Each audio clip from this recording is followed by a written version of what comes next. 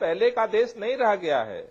इस देश के अंदर एक जागृति पैदा हुई है। इस देश के अंदर ये स्थिति पैदा हुई है कि सोनिया गांधी और राहुल गांधी जिस अपनी परंपरागत बपौती सीट समझते हैं, उत्तर प्रदेश के अंदर इस चुनाव में अमेठी और रायबरेली में लोगों ने आईना दिखाया है। भारतीय जनता पार्टी को भी जिस तरह के समीकरण के जोड़ तोड़ में कुशवाहा जी को भारतीय जनता पार्टी ने पत्ता खेला और उसका खामियाजा लोगों ने भुगताया है। और समाजवादी पार्टी को भी जिस आकांक्षा के साथ लोगों ने साथ दिया था, अगर उससे वह नहीं उतरती है तो अपने लोगों में एक जागृति आई है, जन जागृति आई है, और इसको किसी तीन तिकड़म से कुछ चेहरे के चमक के आड़ में या कुछ युवा जो है लफबाजी करके आप नहीं बदल सकते। देश बदल रहा है। हाँ। पार्टियों को बदलना पड़ेगा। हाँ। राजनीति अब बदलेगी, अविका कपलियाल साहब नहीं चलेगी। उत्तराखंड में बीजेपी का प्रदेश अध्यक्ष कौन हो, इसको लेकर प्रदेश स्तर पर सरपटौवल जारी है। 2 नामांकन दाखिल होते हैं, बाद में ऐन मौके पर नामांकन पेपर वापस बुला लिए जाते हैं। खबरें हमारे पास ये छन के आई कि साहब भगत सिंह कोश्यारी जी और निशंक साहब के बीच में एक मिडिल पाथ बन गया है कि साहब एक व्यक्ति प्रदेश अध्यक्ष बन जाएगा, एक नेता विपक्ष बन जाएगा और खंडूड़ी साहब अपना अलग थलग हो जाएंगे। ये तमाम आशंकाओं के बीच क्या इस बात का इंतजार हो रहा था कि पहले राष्ट्रीय स्तर की पार्टी के भीतर की आपदा को निपटाया जाए, फिर प्रदेश की आपदा को निपटाएंगे? इसमें एक बात मैं जोड़ दूं, फिर अविकल जी टिप्पणी दे। हाँ। मुझे लगता है कल रात 9 बजे के बाद जो घटनाक्रम हुआ भारतीय जनता पार्टी में, उसके बाद धुंध साफ हो जानी चाहिए उत्तराखंड में कि अध्यक्ष कौन बनेगा। अब तो धुंध नहीं दिखती मुझे। ऐसा है। हाँ अतुल जी, इसमें ऐसा है कि मुरली मनोहर जोशी के बाद राजनाथ सिंह भाजपा के दूसरे ऐसे राष्ट्रीय अध्यक्ष हैं जो उत्तराखंड की राजनीति की नस नस से वाकिफ है। ठीक है। जब वो यूपी के मुख्यमंत्री थे उस समय उत्तराखंड अलग हुआ और यहाँ वो न्याय पंचायत स्तर तक भी यहाँ के कार्यकर्ताओं से उनके संबंध है। हाँ। और वो जानते हैं कि यहाँ पे ऊंट कब किस करवट बैठेगा। ठीक है। राजनाथ सिंह ने उत्तराखंड की राजनीति में कई बार बड़ा अहम रोल अदा किया है। जैसे 2009 में जब खंडूड़ी जी की विदाई हुई तो उस समय यह था कि कोश्यारी जी और राजनाथ सिंह के बहुत अच्छे संबंध थे और कोश्यारी जी और खंडूड़ी जी कोश्यारी जी और निशंक जी एक ही नाव पे सवार थे और इन्होंने दिल्ली में प्रेशर बनाया और खंडूड़ी जी के खिलाफ जो भी हुआ उसकी आपने परिणति देखी। उसके बाद निशंक जी आ गए। अब कोश्यारी जी और खंडूड़ी जी एक नाव पे हो गए। देखिए समीकरण यह बदल रहे हैं लगातार। जो आपने कहा यह भी हो सकता है, ये दोनों एक हो गए और निशंक जी चले गए। उसके बाद दोबारा ताजपोशी में भी राजनाथ सिंह का बड़ा अहम रोल रहा, निशंक के उसमें भी रहा और खंडूड़ी जी की विदाई में भी रहा। कुल मिलाकर कहने का मतलब यह है कि राष्ट्रीय अध्यक्ष होते हुए उनका यहाँ की राजनीति से बड़ा अच्छा संबंध रहा और विधानसभा चुनाव जो 2012 के हुए जिसमें वो चुनाव प्रभारी थे, उस दौरान भी उन्होंने उत्तराखंड में टिकट बंटवारे से लेकर हर मामले में महत्वपूर्ण भूमिका निभाई। नंबर 1 बात जी। नंबर 2 ये कि वो भगत सिंह कोश्यारी बेशक राजनाथ सिंह के बहुत करीबी है, लेकिन राजनाथ सिंह कुछ मजबूरियों के चलते या हो सकता है बदनामी ना हो, वो भगत सिंह कोश्यारी के लिए कुछ ऐसा वैसा खास कर नहीं पाए। 2007 में जब मुख्यमंत्री पद की लड़ाई हुई थी तो कोश्यारी भी एक प्रबल दावेदार थे, लेकिन उस समय बाजी लगी खंडूड़ी जी के हाथ। जब खंडूड़ी हटे तब भी कोश्यारी एक दावेदार थे, बाजी लगी निशंक जी के हाथ। तो ये जो राजनाथ सिंह के आगे जो मजबूरी है, मुझे लगता है ये अब जो कल रात का जो समीकरण बदला बीजेपी के राष्ट्रीय अध्यक्ष के चुनाव को लेकर या जो बन गए हैं, उसके बाद ये जो मजबूरी है इससे उनके हाथ पैर भी बंध गए हैं। अब तक ये लग रहा था कि कोश्यारी जी बन जाएंगे, उनके फेवर में बन भी रहा था। मुझे अब ये लग रहा है कि उत्तराखंड में जो छत्रप है इनके बीच संतुलन स्थापित करने के लिए राजनाथ सिंह को थोड़ा गंभीर मंथन करना पड़ेगा। और जो आपने ये नेक्सस बताया कि एक नया नेक्सस बना है, ऐसा ये नेक्सस बन सकता है, इसमें कोई बहुत अच्छा शब्द दिया आपने। नेक्सस अच्छा शब्द है ये, क्योंकि कभी गाड़ी नाव पे कभी नाव गाड़ी पे। उत्तराखंड की राजनीति ऐसे ही इन 3 में से 2 एक हो जाते हैं। हाँ। तो एक का सुपड़ा साफ हो जाता है। ठीक बात है। तो अब जो 2 एक हो गए होंगे तो दिल्ली में उसका सुपड़ा साफ हो जाएगा। आप दिल्ली में ज्यादा नजर रख रहे हैं, ज्यादा करीब से देख रहे हैं, लेकिन राजनाथ सिंह के आने के बाद ये एक मंथन बीजेपी के अंदर शुरू हो गया है कि प्रदेश अध्यक्ष एक बड़े कद का हो, क्योंकि कांग्रेस भी अपना एक नया प्रदेश अध्यक्ष तलाश रही है। हो सकता है सतपाल महाराज बने, हो सकता है हरीश रावत बने, कोई बड़ा ठाकुर नेता बने। तो उसकी काट के लिए इन्हें भी किसी बड़े नेता की तलाश है। तो मुझे जो लगता है कि कोश्यारी के साथ कहीं ऐसा ना हो, आप पता करिए कि खंडूड़ी जी के नाम पे भी तो विचार नहीं होने लग गया यहाँ के प्रदेश अध्यक्ष को लेके। ठीक बात है। नहीं, हमारे पास जो जानकारी आ रही है वो जानकारी ये आ रही है, मैं इसको पुष्ट तौर पे नहीं कह रहा, ये अपुष्ट जानकारी ये आ रही है कि साहब खंडूड़ी जी के सामने एक गाजर लटकाई गई है, वो इस बात की कि देखो भैया 2014 में सरकार हमारी बन रही है, आपको केंद्र में बड़ा पोर्टफोलियो देंगे, महत्वपूर्ण भूमिका देंगे, संगठन में आपको महत्वपूर्ण किरदार देंगे, लेकिन प्रदेश स्तर के इन दो प्रदेश स्तर के नेताओं को आपस में निपटने सुलझने दो, ये भी उनसे कहा गया है। हालांकि खंडूड़ी जी ने क्या कहा यह मुझे अभी तक पता नहीं चल पाया है। एक ब्रेक ले रहे हैं, ब्रेक के उस बार खबरों को और आगे बढ़ाएंगे।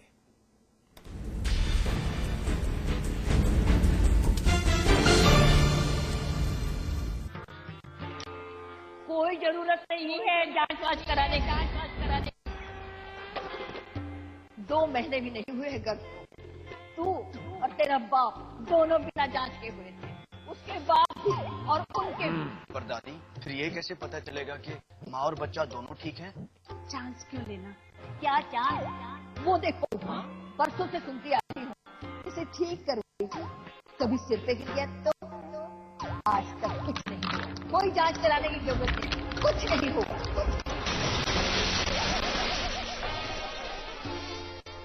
बहू जांच करा ले। प्रसव के पहले माँ की कम से कम 4 बार जांच अवश्य कराएं। ये सेवाएं बिल्कुल मुफ्त है। चांस क्यों लेना है, चांस क्यों लेना। मैंने छत की भी मरम्मत करवा दी, आखिर चांस क्यों लेना। आज ली क्या इंटरेस्टिंगली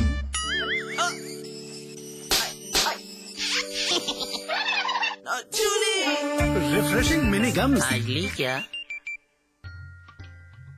बस प्रसव ठीक से हो गया है, चलो हम सब घर चलते हैं। अरे पर डॉक्टर साहब ने तो रुकने को बोला था। कोई जरूरत नहीं, जल्दी चलो।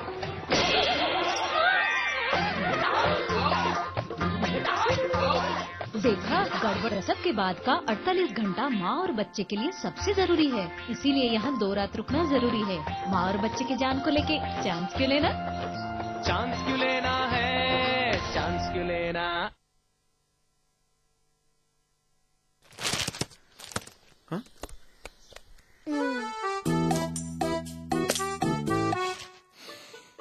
सौंफ, इलायची, खजूर, मिश्री। वाह, सब एक से बढ़कर एक है, मगर कोई अपना बड़प्पन नहीं जताता, है ना। रहो हमेशा पास पास।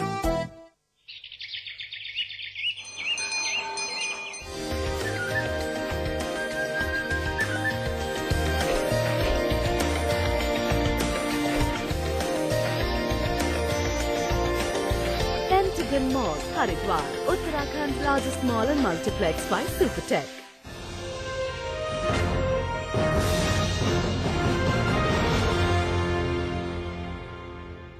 जी, तो राजनाथ सिंह को ताज मिला है, लेकिन अब चुनौतियां क्या हैं, हम इस मुद्दे पर चर्चा कर रहे हैं। उत्तर प्रदेश में क्या समीकरण बनेंगे, सबसे ज्यादा लोकसभा की सीटें उत्तर प्रदेश में हैं, किस तरह से कल्याण सिंह की वापसी और राजनाथ सिंह की ताजपोशी के मायने जमीनी तौर पर क्या निकाले जाएंगे। इसी बीच कुछ लोगों ने यह भी कहा कि साहब फैजाबाद से या लखनऊ से नरेंद्र भाई दामोदर दास मोदी लोकसभा का चुनाव लड़ेंगे।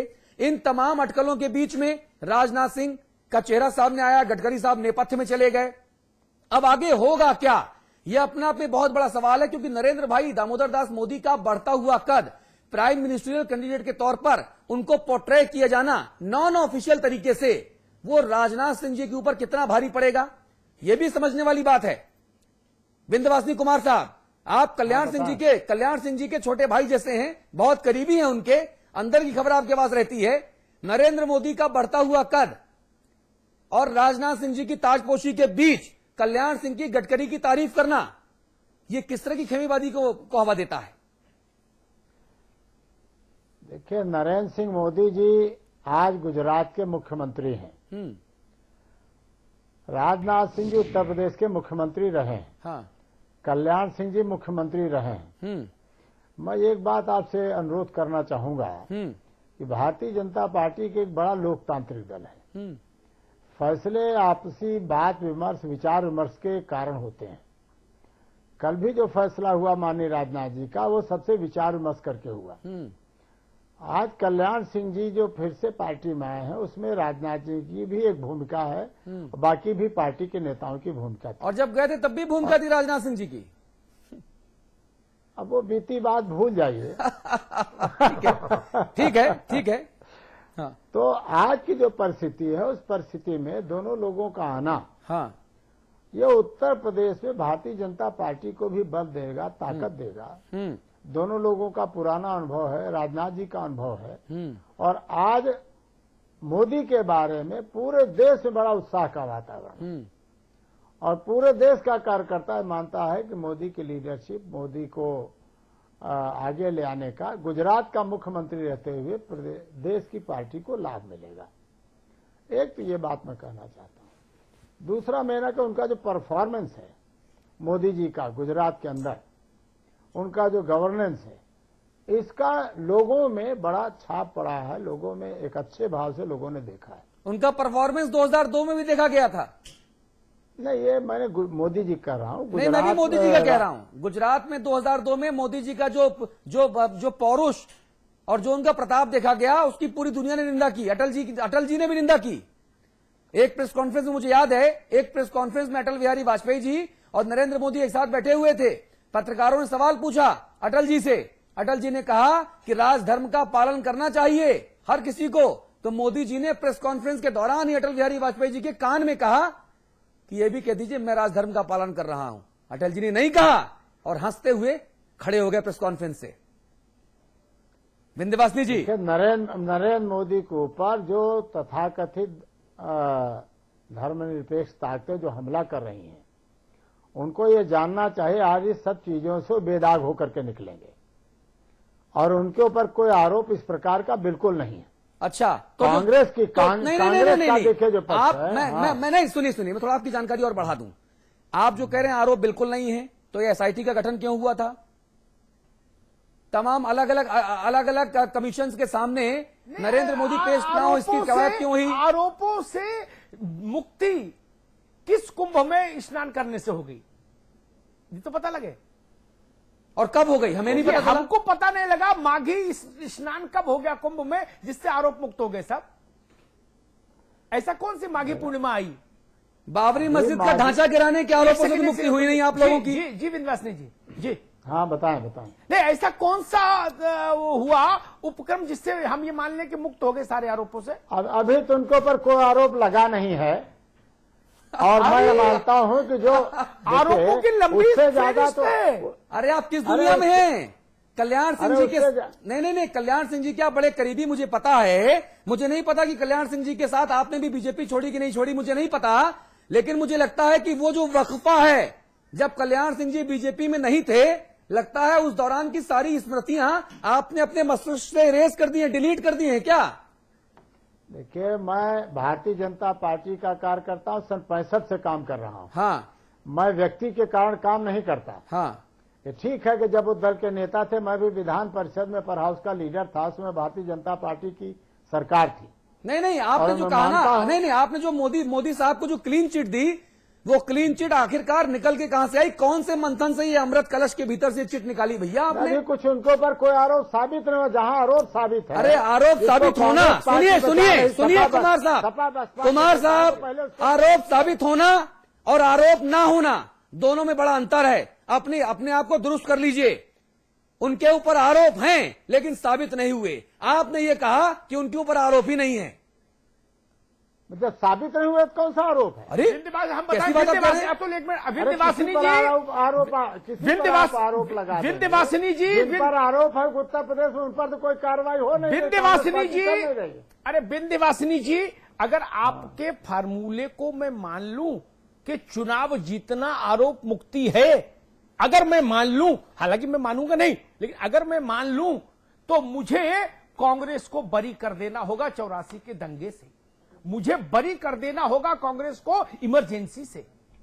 कैसे बरी कर दूं? कांग्रेस भी उसके बाद चुनाव जीती है, उसने भी शासन चलाया है। क्या आरोप खारिज हो जाते हैं? नहीं। इस देश के मन पर घाव लगा है, कैसे खारिज कर दें? गोपाल कृष्ण जी, खारिज करने लायक है नहीं कांग्रेस। गोपाल राय जी की बात सुनूंगा। नहीं नहीं नहीं, ये आपकी दोहरे टिप्पणी को मानदंड खारिज नहीं, करता हूं ये मैं। दोहरे मानदंड नहीं अपनाइए। विंध्यवासिनी कुमार जी, आपकी टिप्पणी को सिरे से खारिज करता हूं। आपने कहा नरेंद्र मोदी के ऊपर कोई आरोप नहीं, फिर आपने कहा आरोप साबित नहीं हुए। आरोप साबित